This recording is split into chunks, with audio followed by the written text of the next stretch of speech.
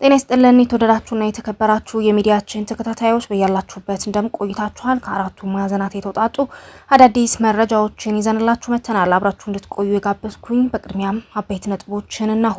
አሳዛኝ በደቡብ ሜጫ ወረዳ ገርጨጭ አግኒ ተካሂዷል። ሙሉን የምትሰሙት ይሆናል። በዲማ ጊዮርጊስ ሳምንታትን በፍጥጫ የነበረው የጠላት ኃይል በአባ ኮስተር ብርጌድ የበላይነት መጠናቀቁ ተሰምቷል። ሙሉን የምታደምጡት ይሆናል። ብርቱካን ተመስገንን ጨምሮ 16 ግለሰቦች ላይ ክስ ተመስርቷል። ዝርዝሩን የምታደምጡት ይሆናል።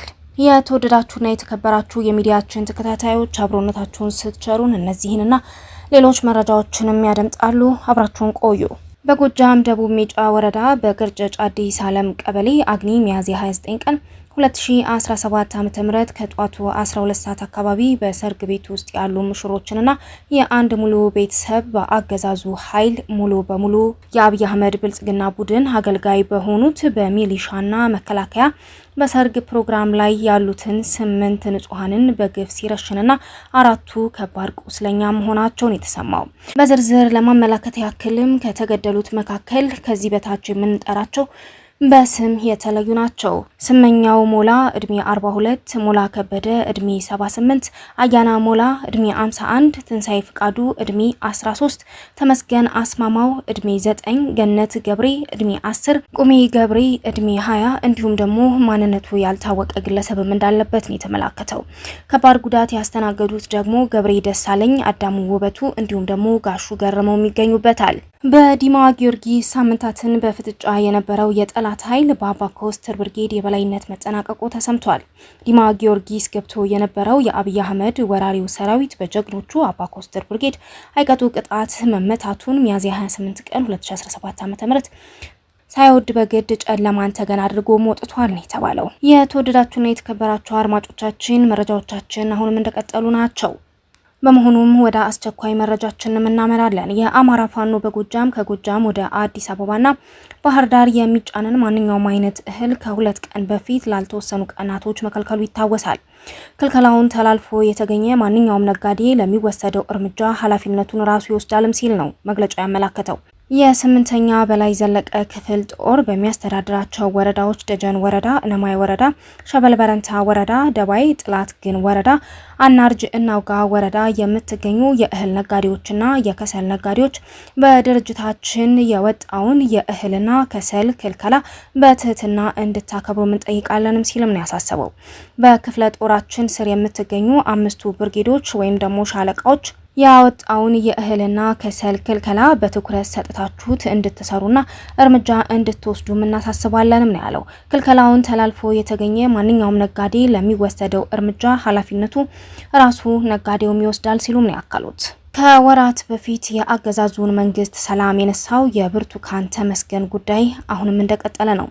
ብርቱካን ተመስገንን ጨምሮ 16 ግለሰቦች ላይም ክስ ተመስርቷል። ብርቱካን ተመስገንን ጨምሮ 16 ግለሰቦች ላይ በኢቢኤስ ቴሌቪዥን የሐሰተኛ መረጃ በማሰራጨት የሽብር ወንጀል ጨምሮ 3 ክሶችም ተመስርተውባቸዋል። ተከሳሾቹ ዛሬ ከሰዓት በኋላ በፌዴራል ከፍተኛ ፍርድ ቤት ልደታ ምድብ አንደኛ የጸረ ሽብር ወንጀል ችሎት ቀርበው በተፈጸመው የወንጀል ድርጊትም እንደተሳተፉባቸው የቀረበባቸውንም ክስ ተነቦላቸዋልም ነው የተባለው። ጠቅላይ አቃቢ ሕግ ዛሬ ክስ የመሰረተባቸው ግለሰቦች በአሜሪካና በሀገር ውስጥ የሚገኙ ሲሆን ማዕዛ መሐመድ፣ ተስፋዬ ወልደስላሴ ኢቢኤስ ቴሌቪዥን ኃላፊነቱ የተወሰነ የግል ማህበር በአዲስ አበባ ከተማ በተለያዩ ተቋማት የሚሰሩ አመራሮችና ብርቱካን ተመስገንን ጨምሮ 16 ግለሰቦች መሆናቸውን የተገለጸው። ከአንደኛ እስከ 6ኛ ያሉ ተከሳሾችን በ1996 ዓ.ም በወጣው የወንጀል ህግ አንቀጽ 32 ንዑስ አንቀጽ 1 ህዝባር ሀ ለእና የሽብር ወንጀልን ለመከላከልና ለመቆጣጠር በወጣው አዋጅ ቁጥር 1176 ህዝባር 2012 አንቀጽ 3 ንዑስ አንቀጽ 1 ለ ስር የተደነገገውን በተላለፍም ክስ ቀርቦባቸዋል። ተከሳሾች ለጊዜው በቁጥጥር ስር ካልዋሉ ሌሎች ግብረአበሮቻቸው ጋር በመሆን የፖለቲካ ዓላማቸውን በኃይል ለማስፈጸም በማሰብ በህገ መንግስት የተቋቋመውን የፌዴራልና የአማራ ብሔራዊ ክልላዊ መንግስትን በኃይል በማስወገድ ስልጣን ለመያዝ ይህ ካልተሳካ ደግሞ መንግስት በኃይል በማስገደድ ለድርድር እንዲቀመጥ ማድረግ የሚል ዓላማ በመያዝ መንቀሳቀሳቸውንም በክሱ ላይ ተመላክቷል። ተከሳሾቹ ይህንን ዓላማቸውን ለማሳካት በአማራ ክልል በተለያዩ ዩኒቨርሲቲዎች የሚማሩ የኦሮሞ ብሔር ተወላጅ ተማሪዎች ላይ ከፍተኛ ጥቃት እንዲደርስባቸው በማድረግ በአጸፋው በኦሮሚያ ክልል የሚኖሩ የአማራ ብሔር ተወላጆች ላይ የኦሮሞ ብሔር ተወላጆች አደጋ እንዲያደርሱ በማድረግ የህዝቡን ህይወትና ንብረትን ለከፍተኛ አደጋ በማጋለጥ በሀገሪቷ ውስጥ ከፍተኛ ትርምስ ለመፍጠርም ማሴራቸው ነው የተመለከተው።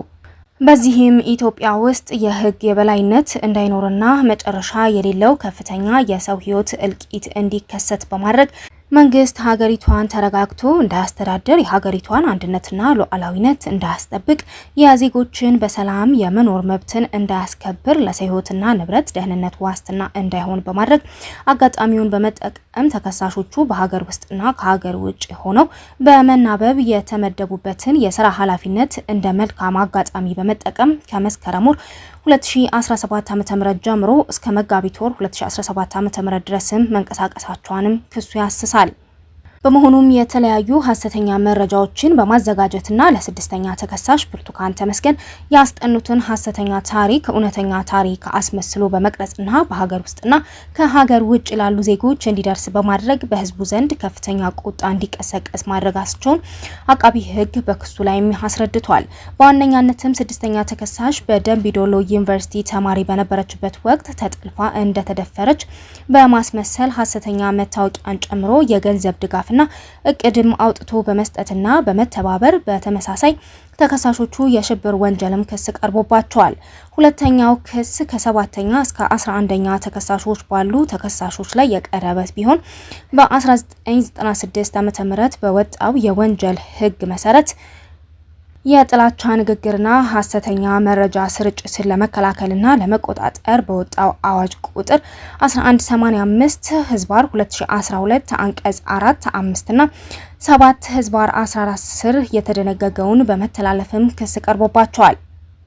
ሰባተኛ ተከሳሽ ኢቢኤስ ቴሌቪዥን ኃላፊነቱ የተወሰነ የግል ማህበርና ስምንተኛ ተከሳሽ ሲልቨር ስፕሪንግስ ፕሮዳክሽን እና ፕሮሞሽን ኃላፊነቱ የተወሰነ የግል ማህበር ወይንም ደግሞ የኢቢኤስ ቴሌቪዥን የእህት ኩባንያ ሆኖ የስድስተኛ ተከሳሽ ታሪክ የተላለፈበትን ፕሮግራም የሚመራ ዘጠነኛ ተከሳሽ ማክዳ ፍስሐ ጽዮን ወይንም ደግሞ ማክዳ አሰፋ የሲልቨር ስፕሪንግ ፕሮዳክሽን እና ፕሮሞሽን ስራ አስኪያጅና የኢቢኤስ የመዝናኛ ፕሮግራሞች ኃላፊ። አስረኛ ተከሳሽ ታሪኩ ኃይሌ ረታ በኢቢኤስ ቴሌቪዥን የአዲስ ምዕራፍ ፕሮግራም ዳይሬክተር። 11ኛ ተከሳሽ ሊና ታረቀኝ አረጋ በኢቢኤስ ቴሌቪዥን የአዲስ ምዕራፍ ፕሮግራም ረዳትም ናቸው።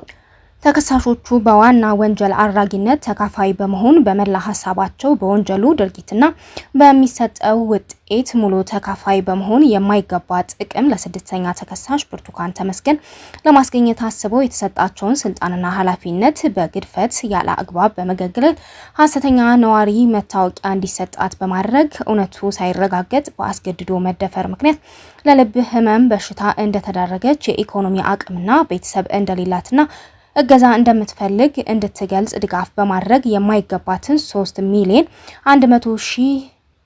3,100,882 ብር በመጋቢት ወር ከአጋማሽ 2017 ዓ.ም ከተለያዩ ግለሰቦች ወደ የባንክ ሂሳቧ ቁጥሯ እንዲገባም ሁኔታ ያመቻቹ መሆናቸውንም በክሱ ተዘርዝሯል። በዚህም ተከሳሾቹ በሚፈጸሙት በስልጣን አላግባብ መገልገል ወንጀል ክስም ተመስርቶባቸዋል። ከዚህ ጉዳይ ጋር በተያያዘ ተጠርጥረው በቁጥጥር ስር የነበሩ 4 ግለሰቦች በዋስትና እንዲለቀቁ ፍርድ ቤቱ ትዕዛዝም ሰጥቷል ነው የተባለው። የፌዴራል ከፍተኛ ፍርድ ቤት ልደታ ምድብ አንደኛ የጸረ ሽብር ወንጀል ችሎት የግራና ቀኙን ክርክር ለመስማት ለግንቦት 5 ቀን 2017 ዓ.ም ተለዋጭ ቀጠሮ ሰጥቷል። የተወደዳችሁና የተከበራችሁ የሚዲያችን ተከታታዮች ለሰዓቱ ሰሙት የወደድነው የዜና ጥንቅራችን እስካሁን የተከታተላችሁትን ይመስል ነበር። ቀጣይ በሌላ የዜና ጥንቅር እስከምንገናኝ ድረስ ቸር ቆዩ። ሰብስክራይብ፣ ላይክ፣ ኮሜንት፣ ሼር ማድረግ እንዳትረሱ ያልኩኝ እኔ ኮዲው ተሰናበትኩ። ሰላም በያለንበት ለሁላችን።